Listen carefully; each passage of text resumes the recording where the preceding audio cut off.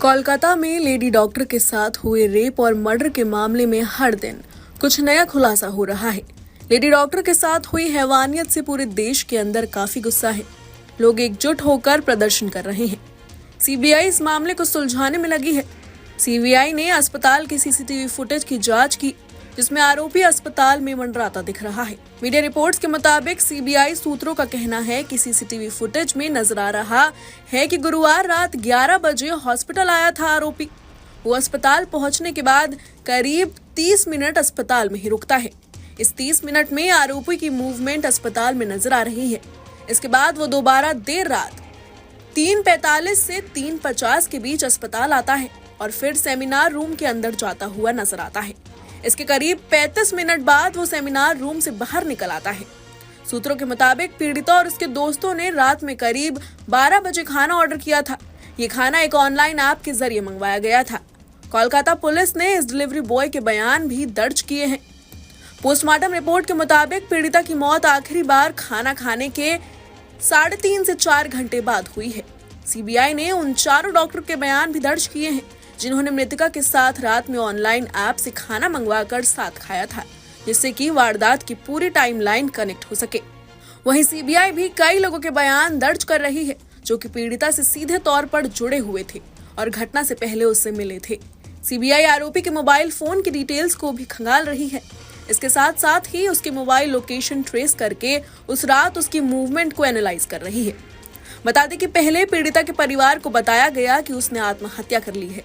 हालांकि बाद में पता चला कि उसके साथ बलात्कार किया गया था और फिर उसकी हत्या कर दी गई थी। शव परीक्षण में कई जगहों से खून बहने सहित गंभीर चोटें और जननांगों पर यातना का संकेत देने वाला गहरा घाव पाया गया। रिपोर्ट्स के अनुसार ये घटना सुबह 3 से 5 बजे के बीच हुई, जब वो सहकर्मियों के साथ भोजन करने के बाद सेमिनार हॉल में आराम कर रही थी। कोलकाता में लेडी डॉक्टर के साथ हुई हैवानियत से पूरे देश के अंदर काफी गुस्सा है। लोग एकजुट होकर प्रदर्शन कर रहे हैं। कोलकाता में जनता सड़कों पर उतरकर उन सब के खिलाफ आवाज उठा रही है, लेकिन देखते ही देखते ये प्रदर्शन हिंसा में बदल गया है। बुधवार रात कोलकाता के आरजी कर मेमोरियल कॉलेज और अस्पताल में विरोध प्रदर्शन के नाम पर जमकर हिंसा हुई। अस्पताल में लोगों ने तोड़फोड़ तक की। आज हम हमारा 78th year of independence day celebrate कर रहे हैं, पर क्या हम वाकई पूरी तरह से आजाद हैं? आज भी तो हम समाज की छोटी सोच और कुछ असामाजिक और इनह्यूमन तत्वों के बोझ से बंधे हुए। कोलकाता, जहां बेटियों को देवी के रूप में देखा जाता है, वहां एक लेडी डॉक्टर के साथ जो हुआ उसे सुनकर दिल दहल जाता है। जी हाँ, मैं बात कर रही हूँ कोलकाता के आरजी कर मेडिकल कॉलेज की, जहां back to back, literally back to back 36 घंटे ड्यूटी पर काम करने के बाद एक लेडी डॉक्टर जब कुछ देर के लिए रेस्ट करने जाती है, उस बीच में उनके साथ जो होता है मुझे नहीं लगता है कि मैं उतनी हिम्मत जुटा पाऊंगी कि फैक्ट बाय फैक्ट आपको सब कुछ बता पाऊं, क्योंकि इसको सोचने भर से ही रूह कांप जाती है। मैं तो वैसे भी बहुत समय से आप लोगों के साथ जुड़ी हूँ। ये बहुत अच्छे से समझती हूँ कि एक डॉक्टर बनने का सफर कितना मुश्किल, कितना स्ट्रगल से भरा होता है। खेलती कूदती उम्र में एक बच्चे के माँ बाप ये सपना देख लेते हैं कि यार मेरा बेटा, मेरी बेटी कल को एक डॉक्टर बनेगा, इस देश की सेवा करेगा, हमें प्राउड फील कराएगा, हम सबको प्राउड फील करा रहा होगा, है ना। एक्चुअली सफर की फिर शुरुआत कहीं 10th, 11th, 12th से होती है, जहां पर यार एक बच्चा देश का सबसे बड़ा medical entrance exam which is NEET UG, आप सोचिए, जहां आज की तारीख में 25 से 26 लाख एस्पिरेंट्स के बीच में कंपटीशन होता है, वो भी सिर्फ 50 से 60 हजार गवर्नमेंट मेडिकल कॉलेज की सीट के लिए, उसके लिए जी तोड़ मेहनत करता है, क्योंकि सिर्फ वो जी तोड़ मेहनत करने वाले बच्चे का ही एक्चुअली सिलेक्शन हो पाता है, सिर्फ वही उस गवर्नमेंट मेडिकल कॉलेज की सीट को हासिल कर पाता है। बेटा उस बेटी ने वो किया, उसने वो जी तोड़ मेहनत की, नीट यूजी एग्जाम क्रैक भी किया। उसके बाद गवर्नमेंट मेडिकल कॉलेज में उन्होंने 5.5 साल का वो एमबीबीएस का सफर भी तय किया, और उसके बाद एक और पड़ाव जहां आता है, एक और बड़ा मुश्किल exam which is NEET PG, उन्होंने उसको भी क्लियर किया।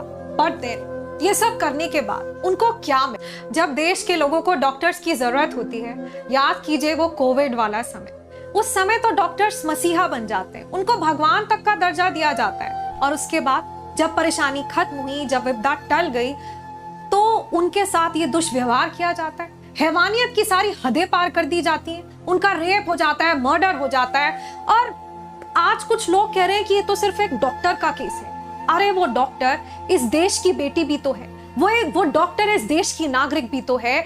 ये केस एक डॉक्टर का नहीं बल्कि पूरे देश का है। सोचिए, क्या उस बेटी के पेरेंट्स को कभी भी इंसाफ मिल पाएगा? क्या कभी भी उन्हें इसका क्लोजर मिल पाएगा? जी नहीं, कभी नहीं। अब जो लीस्ट यार, जो मिनिमम इस समय पर हम कर सकते हैं वो ये कि जल्द से जल्द जो भी आरोपी हैं, इसमें जितने भी आरोपी हैं, उनको हाईएस्ट डिग्री की पनिशमेंट दी जाए।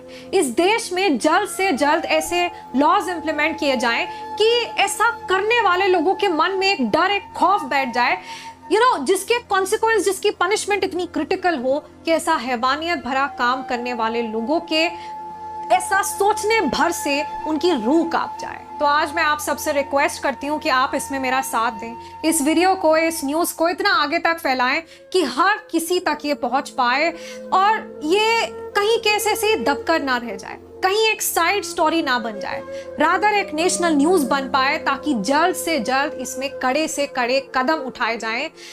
मैं आपको कहती हूँ, एक बारी जरा अपनी लाइफ में, आपकी लाइफ में जो 5 सबसे इंपॉर्टेंट वुमेन हैं, जरा उनके बारे में सोचिए। वो आपकी माँ हो सकती हैं, आपकी बहन हो सकती हैं, आपकी फ्रेंड हो सकती हैं, आपकी कोई रोल मॉडल हो सकती है।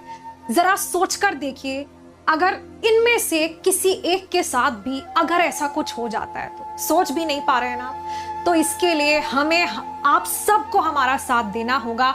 हमें सबको साथ मिलकर अपनी आवाज को बुलंद करना होगा। जानते हैं, इंडिया की 50% पॉपुलेशन इज वुमेन। यानी कि अगर आप इस देश को एक विकसित देश, एक डेवलप्ड कंट्री के रूप में देखना चाहते हैं, तो इस देश को जरूरत है टैलेंटेड बेटियों की, ऐसी बेटियों की जो अपने सपनों को पूरा करने के लिए बेखौफ अपने घर के बाहर कदम रख पाए, ना कि वो सिर्फ विमेन एम्पावरमेंट के नारों और कविताओं तक सीमित रह जाएं। मदर इंडिया नीड्स हर daughter to be respected, to be safe. और आप समझिए कि जब तक हमारे कंट्री की विमेन सेफ नहीं है, तब तक 50% इंडिया इज अनसेफ।